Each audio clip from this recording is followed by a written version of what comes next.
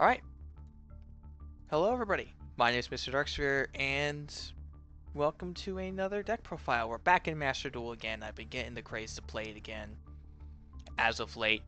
New place, new microphone, same very inconsistent upload schedule based on impulse and positive brain signals.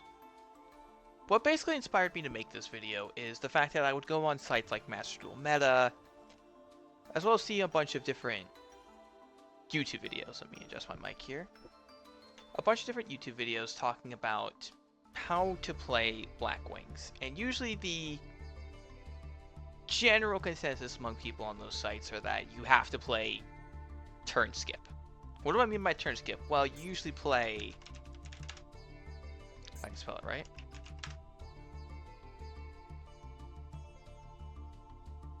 you usually play Centurion, or you play this unholy piece of God spawn that I never want to see ever again in my entire life. So, let's buck trends here.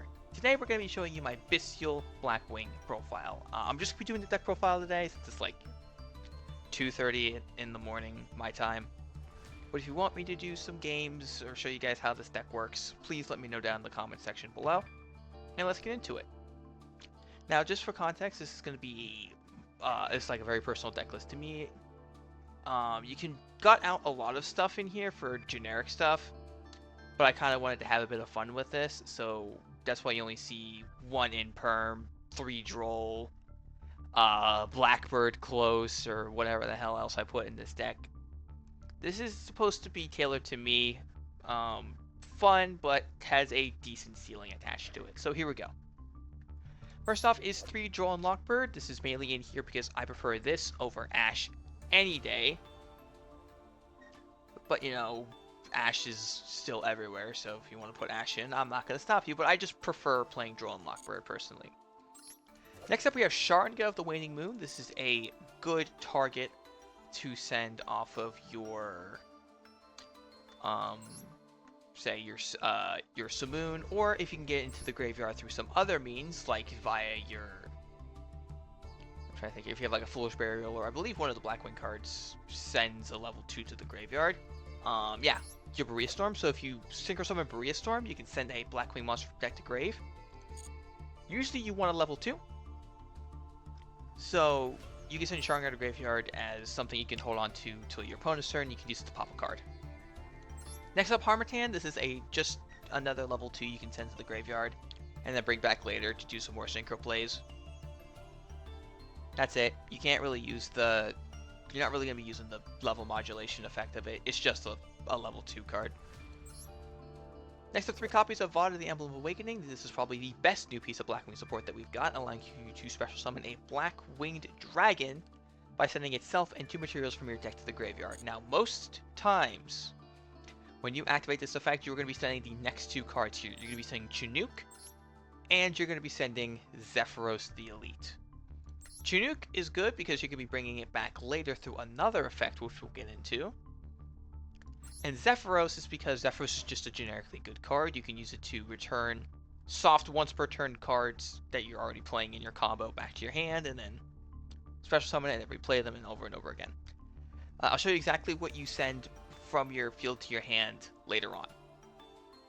Next up is 3 Shamal the Sandstorm. This is probably the second or third best piece of support we got from this. Shamal allows you to place the new Black Feather Whirlwind. Well, new, it's a year or so old. I don't know. Allows you to place Black Feather Whirlwind from your deck into spell trap card zone. When a Blackwing Synchro monster, you can summon to your field. You can banish this card, and you can target 1 Blackwing monster to your, basically in your graveyard, and you can add to your hand. So your main target off of this for the second effect to return a Blackwing monster from graveyard to hand is Chinook. So you hold that in your hand for next turn. Pretty decent. You can do a lot of combos off of this and the next card, which we're going to get into, as well as this card and Vada. Next up, we have Sudri the Phantom Glimmer. Again, just an amazing piece of support. You can add a card that lists Blackwing Dragon from deck to hand. And you contribute a card. You contribute 1 monster special summon 1 Phantom Glimmer token, which is a Winged Beast tuner that's level 2. And you take 700 damage. You're not really going to be using this effect all too often. Sorry about that, a little bit of a water break there, but you're not going to be using the effect of summoning a token too often because you're mainly going to be searching Vada and then going into stuff from there. 3 copies of the Moon, the Poison Wind. This card is still absolutely incredible. Banishing a Blackwing to place a Black Whirlwind from your deck face up onto the field, and you can normal summon it, and you basically get a free normal summon on top of your regular normal summon. It's been good for a while. It's still very good. It's just really fun to use. Now the Bystial's here. So this is a Bystial Blackwing build. So we're gonna get into the Bystials here. First off, is 1 copy of Bystial Magma Hut. Pretty straightforward. You can add a Dragon Monster from deck or graveyard to hand, if it's mainly just another Bystial, which is nice. Bystial Serenir. I haven't used this card all that much, but you can, you can send a Bystial monster to the graveyard, which is probably going to be Bystial Rebellion. Again, I haven't used the Bystial engine too much. And then Druid Swarm, which can send a special summon monster your opponent controls to the graveyard. Very, very handy. And then 2 Bystial Rebellion, which I'm still getting used to how to use it. 3 Allure of Darkness is first of our spells and trap cards to draw 2 cards and banish a dark monster. Pretty decent. Granted, I could probably replace this, probably knock it down to 1 and add some more generics in there if you wanted to. These are just ideas I'm spitballing here. 3 Small World, which you can use with the Bystial cards in order to search basically whatever you want for the Blackwing cards. You're going to have to learn the routes with what you can send to the graveyard, what you can add. I originally, if you don't know the Bystial lines yet, I recommend putting in Raiden, the dark attributed Kaiju, because then you would just pitch the Kaiju and then add whatever Blackwing card you want to your hand. 3 Black Whirlwind, an oldie but a goodie here. This has been around for fucking God knows how long, but it's absolutely incredible. Black Feather Whirlwind is the new kid on the street here. Whenever you special summon a Black Dark Synchro monster, you can target one of your Blackwing monsters or a Blackwing Dragon as banished or in the graveyard and special summon it. That's amazing. And this is also a soft once per turn. This is not a hard once per turn. So what you would do is Zephyros is in the graveyard. You would activate the effect, float this back to your hand, summon it, and replay it, and there you go. You have another activation since, soft once per turn. Another one is once per turn, if a dark monster will be destroyed by battle or card effect, you can remove 1 black feather counter from your field instead. This will come up later. It is huge and also a soft once per turn. 1 infinite impermanence, it's infinite impermanence. 1 Blackwing Twin Shadow, which is used for some corner cases where you would have to summon either a Armor Master or some other card. For me, it would also be Silverwind the Ascendant, which is probably the primary target of this card. Next up is 2 Blackbird Close. This is the weird one, considering how weird this deck is probably to a lot of other Blackwing people. Blackbird Close is the reason why I have 3 Blackwing Dragon in the extra deck. Also because of the fact that I'm poor on UR. Granted, I could just make a, quick SP Little Knight or something like that. But I want to make pendulums, so I'm holding on to that. But back to Blackbird Close. I really like this card, personally. It's a counter trap that's basically a nominee negate whenever the opponent's card monster activates an effect. And you get a Blackwing Dragon on the field, which is debatably not something, but an extra body does kind of help.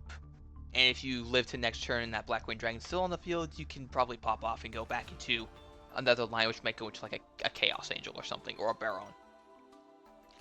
Finally, 1 Ghost in match because they're all dark. Granted, the Bystial does include, like, Rebellion is light, so I might have to switch that out for something. I guess a recommendation would be another Infinite Impermanence, or if you want to be cheeky, maybe another Blackbird Close, or Black Feather Whirlwind if your heart desires. Literally just whatever you think would be best for this spot. Now for the extra, we have 2 copies of Berea Storm. This card is actually pretty nutty. Granted, you're not really using the entirety of the card's effects here. You're not really using the destroy monster by battle because you're never going to be battling with it. but you're mainly going to be using the first part of the effect, where you can send a Blackwing monster from your deck to your graveyard and change the level to the sent monsters. You're mainly going to be sending a 2 off of this, specifically either Sharnga or Harmattan. I usually send Sharnga to get that pop in the graveyard ready for my opponent's turn. But you can send Harmattan if you want, if you have Sharnga in your hand. Next up is Silverwind the Ascendant, the primary target off of Blackwing Twin Shadow. And when Synchro Summon, you can target 2 face-up monsters with defense lower than this card's attack. Basically, if they have 27 or 100 or lower attack, because it has to be the same, or it has to be lower. You can have Battle Phase turn activate effect, which is fine because you're mainly going to be activating this through Twin Shadow on your opponent's turn. 3 Blackwing Dragon. If you really want to, you could just cut down the 2. Still incredibly fine. I'm running 3 because I'm poor still, and I want to run Blackbird close, which is really fun to use. That's basically why. It's a gate to go into with this, and Boreas Storm you can go into basically whatever level 10 your heart desires. You can go into Despotter, Assault Dragon, Baron, Full Armor Master, whatever. Draco Berserker, the 10E is a very interesting one. I'm not sure how long I'm going to keep this in here, but it's still pretty good if you're going second. Or if the turn lasts past turn 2. If it's turn 3 and it's your turn, you go into Draco Berserker. Then you start sparring from there. Or if you're going second, you could just, you know, have it. But like, I haven't really weaved it into my combo lines to have it on my field going first to get the first line of text out. So, yeah. 1 Blackwing Full Armor Master and shiny Royal Foil from last year's World Championships. God, I'm so happy they made this the prize card. It's so beautiful, Royal Foil. But this is basically a tower, and whenever your opponent's monster activates an effect, it gets a wedge counter. You can destroy all monsters on the field at the end of your turn with the wedge counter, and you can take control of monsters with the wedge counter. The wedge counter stuff is a bit niche, honestly. I've been only able to take control of my opponent's monsters a couple times because I didn't read, or I'd never really wipe the opponent's monsters who have wedge counters because it's not usually worth it. It's usually more worth it to take control of an opponent's monsters because you don't want that monster going into the graveyard. Next up is Baron. You guys have seen Baron like a million times. It's Baron. It's a level 10 Omni Negate, pops a card, whatever. 2 Blackwing Assault Dragons. You're going to be summoning both of these in your main combo line, and this is probably the big payoff to the deck besides Full Armor Master. So every time your opponent activates a monster effect, you place a black feather counter on this card, and when that effect resolves, you inflict 700 damage to your opponent. And you usually, in your main combo line, you summon 2 of these, so your opponent activates a monster effect, that is 1400 points of burn damage and a black feather counter. But wait, there's more. During your opponent's turn, and this is a quick effect, you can tribute this card with 4 more black counters, destroy all cards in the field. Now, that sounds pretty risky. You don't want to wipe your entire board. When your main combo line, you probably just have a Full Armor Master left, and what if they have more lines? Well, that's where this effect of Black Feather Whirlwind, comes in. Because if a dark monster we control by battle card effect, you can move 1 Black Feather counter instead. You just remove a Black Feather counter from your other Assault Dragon, and then your board's fine. It's a one-sided board wipe. And people never read this part of Black Feather Whirlwind, so it always catches them off guard, and it is hilarious. Next up is Bystial Despotter. This is again part of your main combo line. You can target a Banished Light or Dark Monster, special summon to your field. That could be literally anything. You can target a Banished Monster, shuffle into deck, and if you shuffle into your deck, destroy that monster, and if you shuffle into your opponent's deck, negate that monster's effect. It's Bystial Despotter. I'm pretty sure anybody who's played Bystial knows what this card does, but it's you still weave it into your main combo lines. I had to learn how to actually incorporate this and change up my strategy a bit as well. Chaos Angel. Also kind of like I got this in Shatterfoil. I don't get this as much. I get it sometimes, but like, I don't really get to use it all that much, but for this card single summon, you can treat one light or one dark punch controls a tuner. You can target the card and fail and banish it. And this card gains effects based on visual attributes, and there are the effects. I'm pretty sure people have seen Chaos Angel before.